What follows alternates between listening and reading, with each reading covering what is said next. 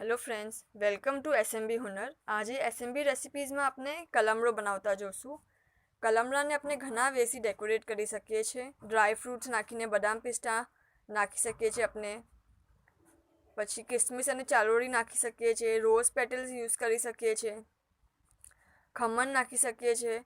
ઘણા વેસ છે જેનાથી આપણે કલમડાને ડેકોરેટ કરી શકીએ છીએ. એનાથી એનો ટેસ્ટ બી બહુ ફાઇન થાય છે. બેસ્ટ છે કે આપણે કલમડો થાળ કરીએ એના હાફ એન આવર પહેલાં આપણે બનાવીને ફ્રીજમાં મૂકી દઈએ તો ઠંડો બહુ ફાઇન લાગે છે. એના માટે આપણે શું જોશે?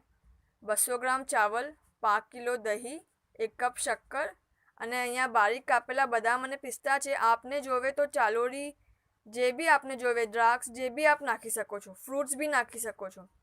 ખમણ અને એક દાડમ. કેવી રીતે બનાવશું? ચાવલને આપણે એકદમ પકાવી લેશું, એકદમ પેસ્ટ જેમ થવા જોઈએ. નોર્મલ આપણે ચાવલ બનાવીએ છીએ ને એનાથી બી વધારે એ નરમ અને સોફ્ટ થવા જોઈએ. પછી થોડું ઠંડુ થઈ જાય ને પછી આપણે એમાં શક્કર અને દહીં નાખી દઈશું અને બરાબર એને હિલાવી લેશું. શક્કર આપણે આપણા ટેસ્ટના હિસાબથી એડજસ્ટ કરી શકીએ છીએ. પછી એમાં ખમણ નાખીને બરાબર હિલાવી લેશું. ખમણથી બી ટેસ્ટ ઘણો જ એન્હાન્સ થાય છે, ઘણું જ ફાઇન લાગે છે.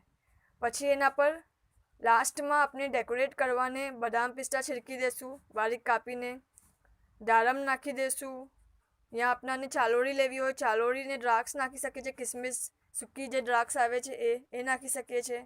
જેમ બી આપણાને જોવે આપણે કલમડો ડેકોરેટ કરી શકીએ છીએ. 30 મિનિટ્સ આપણે એને ફ્રીજમાં મૂકી દઈશું અને પછી એને સર્વ કરશું. શુક્રન.